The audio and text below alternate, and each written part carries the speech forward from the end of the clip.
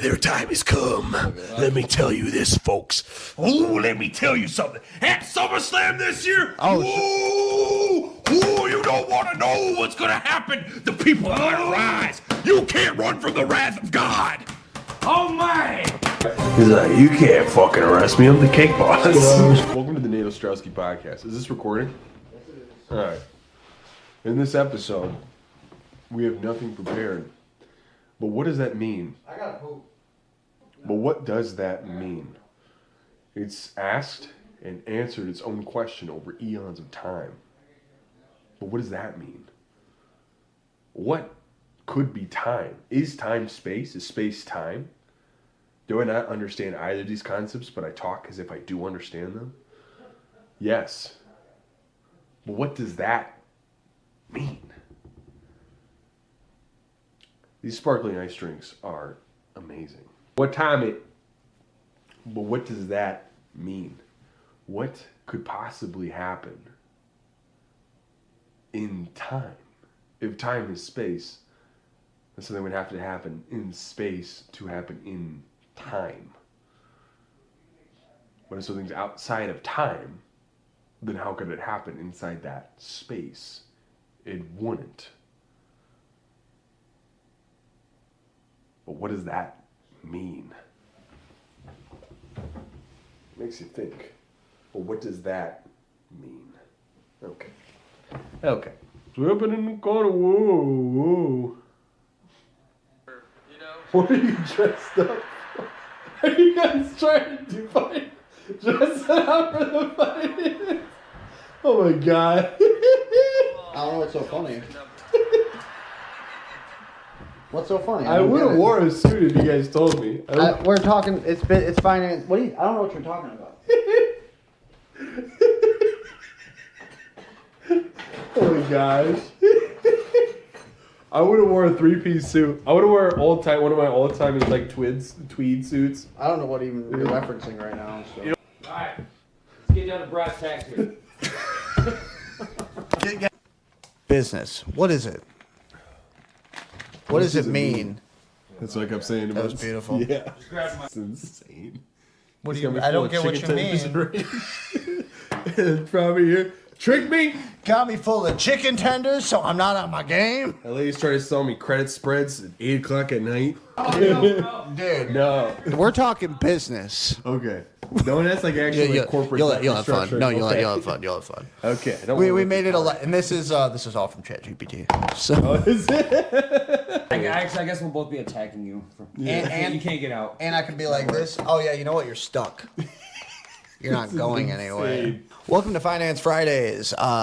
You know, you don't know who we are, but hi, I'm Trey. I'm Cody. And I'm a banker. We're businessmen.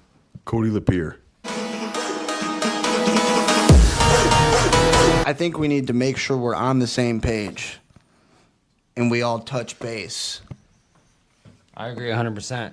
Now, whoever was able to tune into the last episode of Finance Fridays, this young man, Nathan, schooled us. Well, the tables have fucking turned. I thought we were friends. Oh, Because by some divine short miracle in the last 8 days, I was able to get a job at a bank. do you see it? Do you see us now? Do you remember before? Here's us before. Look at us now. I figured we'd just jump right into the thick of it. Capitalizing on falling interests. Swerve in that corner, whoa, whoa. Bitch, hold on tight, cause I tweaking this. Okay, what do you want to know? Well, Nate. Capitalizing on falling interest rates. One second. Like in the debt market or in Shut the the credit?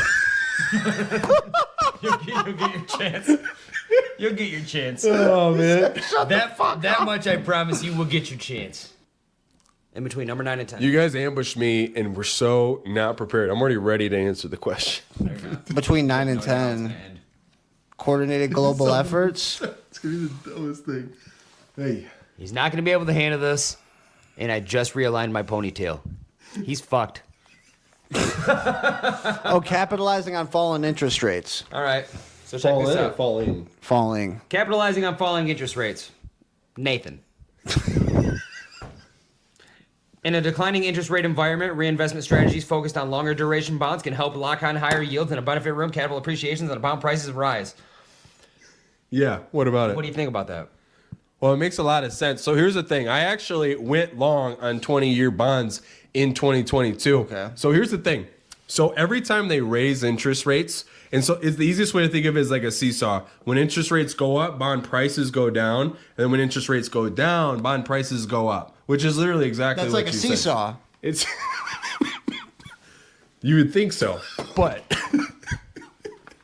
you know, in this market, who can afford a seesaw? Anyway, I don't remember the last time I seen one. so you just want my thoughts on it? The thing is, like, it just depends on what kind of bond. Are you trying to get treasury bonds? Are you trying to get corporate bonds? It just depends on like your investment risk, what you're looking for, like long term. And you got to look at the whole picture of someone's portfolio. As someone gets older, they should have more bonds. But that doesn't necessarily mean that those bonds have to be less risky. So as the interest rates go up, so this is interest rates falling, so bond prices are going up. It's just going to depend on how much cash flow you need like per month, because those bonds are going to pay you that coupon, and that coupon's getting higher because that interest rate is getting, or no, because we're talking the other way. Yeah, you're that good. interest, that it just depends on your cash flow needs really. If you're a personal, like if it's your personal portfolio. Sure. But if it's like institutional or something, if you need more cash right this second, you can sell those bonds. So let me give you an example. So remember Okay, when I was so there's talking no about, hold on the bonds. what do you mean there's no hold? Yeah. Like well, buy, sell, hold? Okay, well, let me stop you there, Nate, because I really feel like you're backpedaling at this point.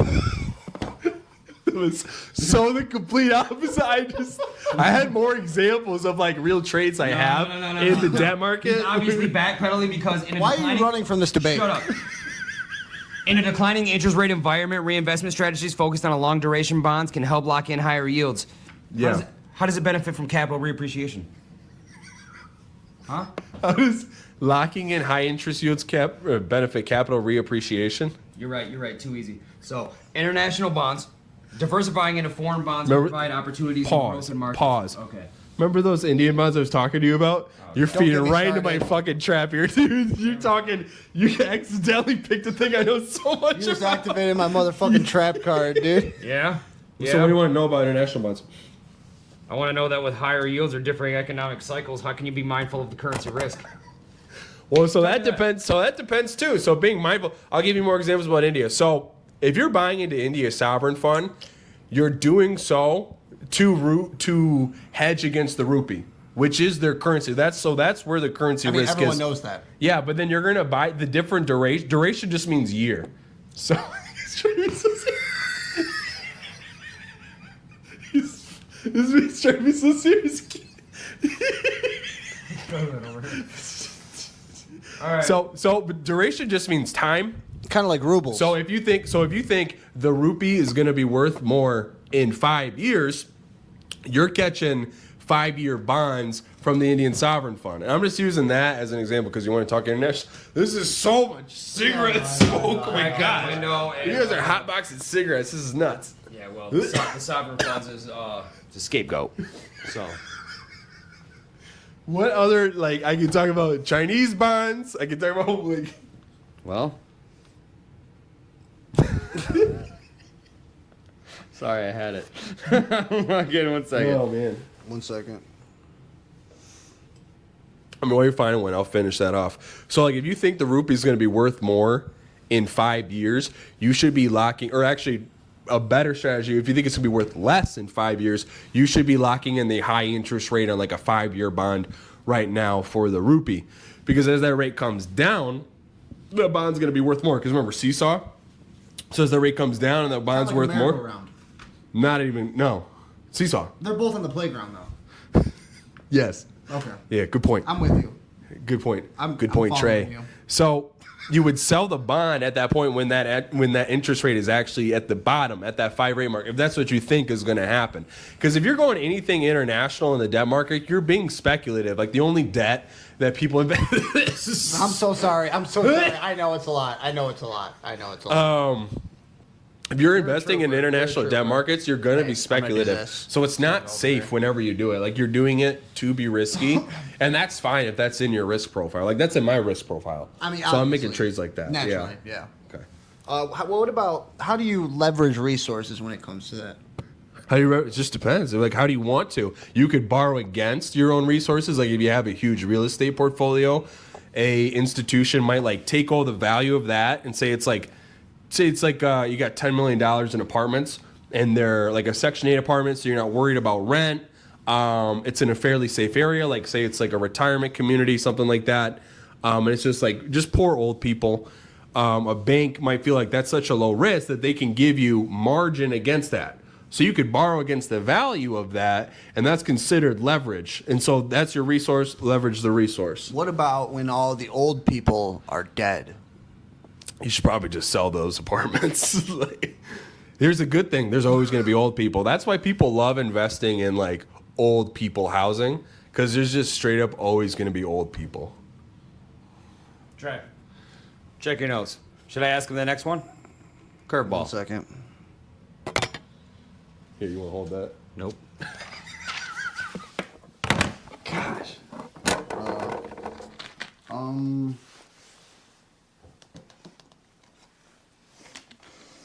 He's not going to stand a chance. I feel like I'm doing pretty good. Yeah? You're gonna look so stupid. Well, how do you stay informed with central banks? Well, how do you stay informed with central bank? Central bank? What, central bank? Shut up. Wait for it.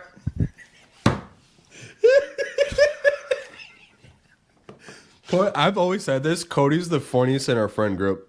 Oh, yeah. He's Got a for flavor. sure. Got a flavor. Yeah, well. Yeah, well. Wait for it, dude. You guys are fucking me up. Yeah, well. There's nothing funny about how to stay informed with central banks, particularly in the Federal Reserve in the U.S. They have a significant influence. I fucked that up bad. What's the question? I fucked it up. I mean, yeah, that's the biggest influence on the market. Hold up. Let's run that back. Well, How to stay informed, particularly with the central banks informed in the Federal Reserve. You literally just have to watch Jerome Powell talk. He's the I'm getting so tired of your shit. dude. It's that was the easiest one. Okay, well, hey, how about this? Since Let me talk on Jerome Powell real quick. So you know how they have those sites where you can gamble on literally anything? Like you can gamble on the weather next week. You can gamble on like if a guy's gonna wear a tie on TV. There is a huge gambling market on if Jerome Powell will start his session with good afternoon. And it's like 98% that he's going to say it, and the 2% chance is like an insane payout. Here's the thing, too. There's billions of dollars that go into facial recognition AI software to read Jerome Powell's face, literally from his walk to the back to the podium. And they take all of the data of like if he's going to give positive news or bad news, and they take all his facial expressions from that. Face. That's kind of crazy. And then they take that data science, put that into an algorithm that trades it in like hundreds of a millisecond. Isn't that insane? That's kinda cool, And they actually. if you're right on that, you're making like hundreds of millions of dollars because you're going, oh, he's about to say we're cutting rates. So they're buying all the things that are going to make money when those rates get cut.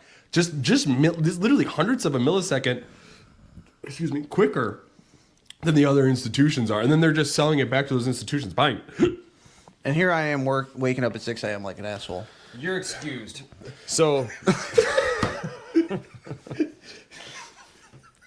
This was such a fun idea. Well, hey, we were Yeah. talking about bonds earlier, and short-term bonds tend to be less sensitive to interest rate changes, providing greater flexibility and Yeah. potentially better returns in a rising rate environment. and there's nothing funny about monetary policy adjustments. Reflect on that. I respect the dollar. Nicolas Cage, he respects the dollar. You got to read that interview too. That's hilarious. Nicolas Cage. Rookie move. We knew. Well, Hey, you know what? We knew he'd come here. So what? 1 year Yeah, bonds? we had that in our notes already. Think you're slick? He looks. I got every movie he's dropped since 82. You're playing checkers. We're playing chess. There's billions of dollars of AI facial recognition software running right now into an earpiece in your guys' ears. But if inflation's a concern, Treasury inflated protected securities or TIPS. hate Or Ghost similar inflation-linked bonds can offer protection against rising prices, ensuring that returns adjust with inflation. All right. What's the question? I don't even know what he said. How do you feel about that?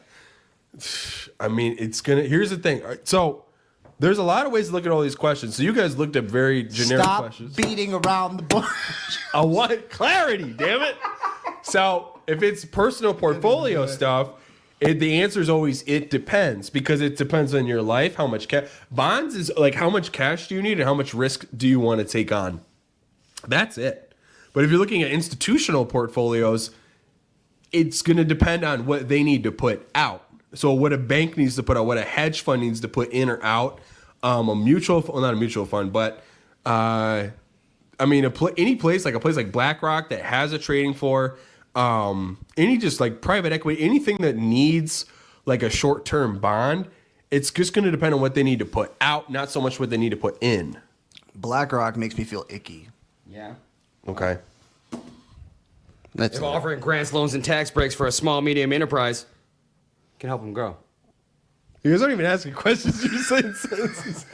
You should give. So that's who needs the loans, are those guys, and they need them for a long time. Because sometimes they need a long time to like recognize and like realize their profits.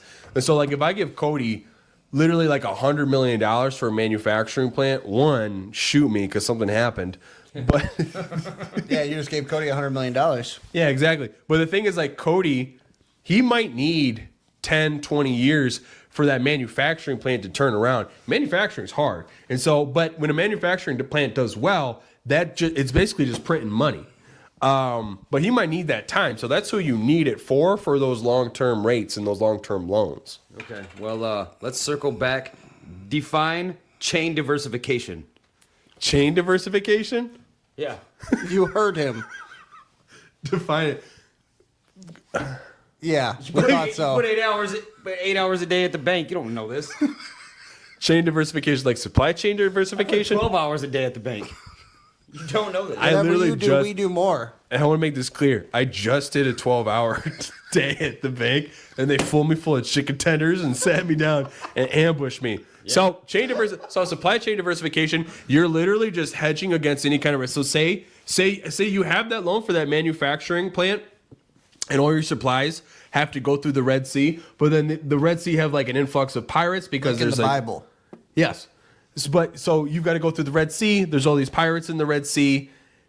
That's going to screw up your supply chain. So that's going to screw up all your profits. So you diversify by not having it all go through the Red Sea. You might have to take the long way. It might be more expensive and you're going to send less stuff that way, but you're still protecting what's coming in next month for you by diversifying your supply chain. You could do that with air. You could do that by sea. You could do that by land, depending on where you're sourcing everything.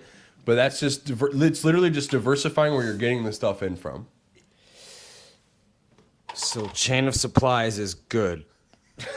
You mentioned Yes. pirates. Are you talking about like the fun ones with the fun leg and he's got the bird and maybe they got like a flag with a skull on Yes, it? Or are you that's talking who's about in like there. the scary ones, the black ones? So this is fun. All right, you know what? Let's stop beating around the bush. Let's get to the serious stuff. Enough softball. Yeah, before we get to the serious stuff. I'll do it with you. You guys have fun. Today's episode is brought to you by 1800 Silver. I thought it was brought to you by Zen. It's brought to you by a lot of things. Like you, a You're guy gonna who's like soak in a selling little bit of T-shirts and this stuff. information. Say you start getting to a couple thousand shirts a month. You don't want just one manufacturer, even if it's just in America.